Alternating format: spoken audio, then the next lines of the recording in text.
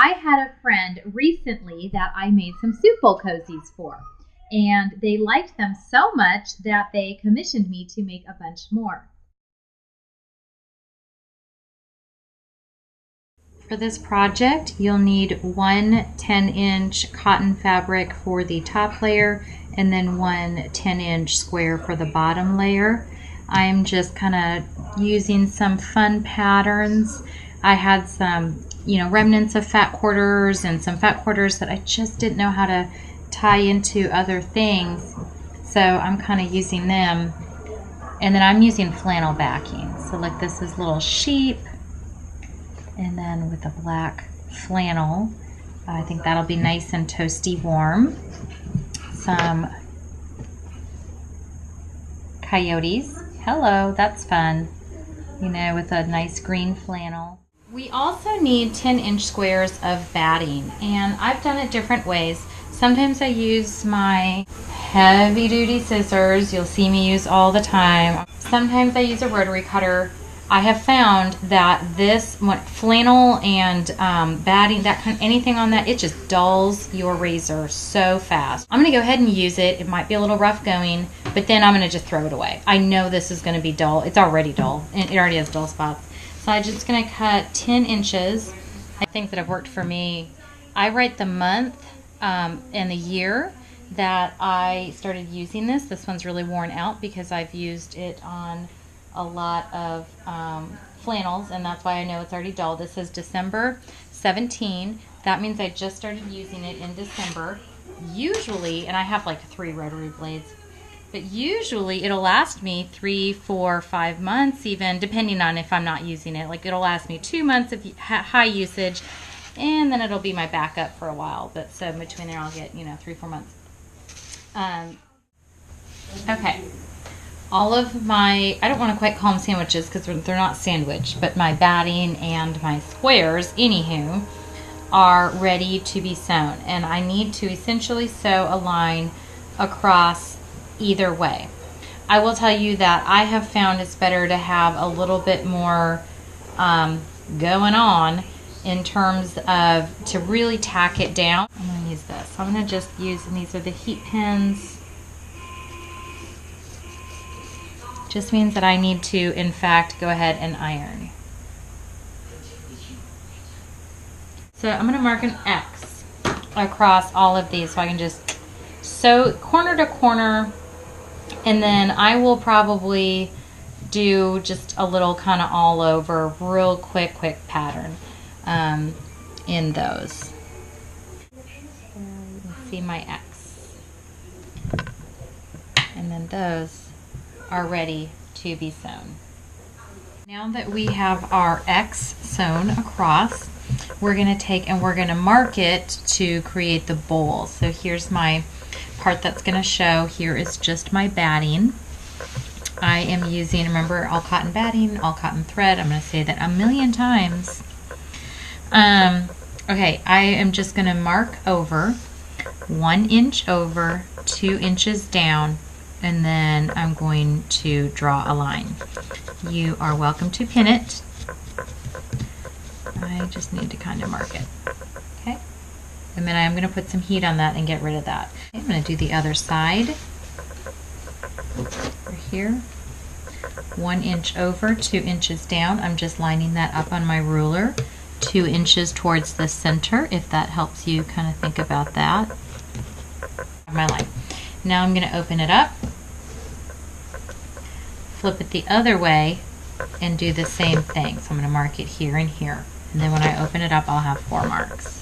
When I open it up, all you really see is this. We're going to sew. I'm going to line up those 2 corners. I'm going to look at my mark that I have there, and sew. I'm going to start really slow. Okay. There's one down.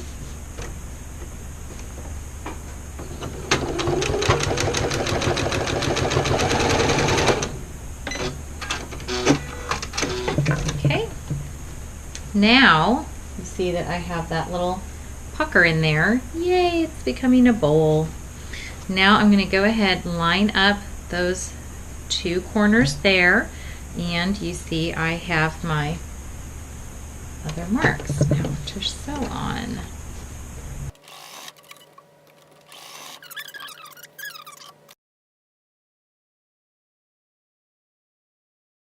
Okay, so I'm ready to make my bowls. I'm going to go ahead and put right sides together, and really what I'm looking for is to match up my seams here, but then also to make sure that my ends kind of match.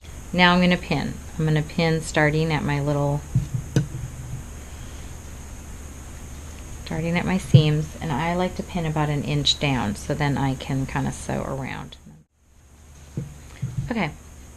Then I'm going to take 2 of my binder clips, and I'm going to just mark off about 3 inches. I like to leave myself a lot of space. So by the time I sew on the outsides, that's going to be a little over 3 inches of space that I'm going to use to turn it right sides out. So I have right sides together, and I'm going to go ahead and sew around at least 1/4 inch, but then also just making sure, like on some of these corners and stuff, that I do go ahead and get that. Okay.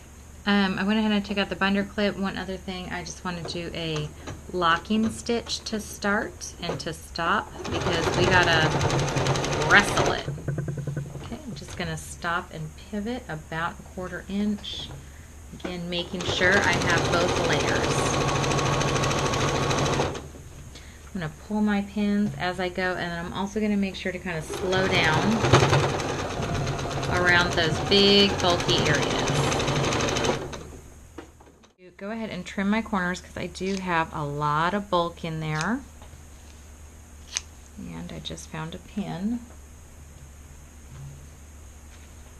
Go ahead and kind of trim your corners down, and then now we're going to go ahead and wrestle it out to the other side. There we go. And now we are ready to sew it closed. Look at how cute that is. Oh, that is so cute. I'm going to just fold this under,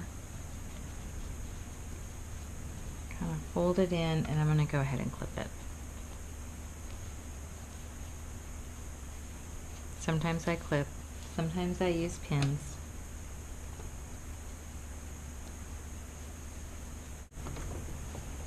Okay, I'm going to use a locking stitch.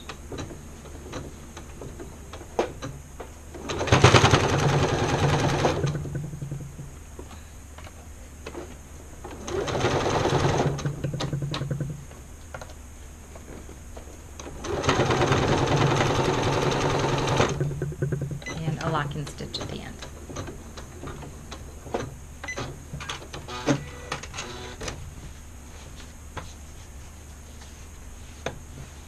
And there we go. So I think I'm going to go ahead and just sew a seam all the way around the outside.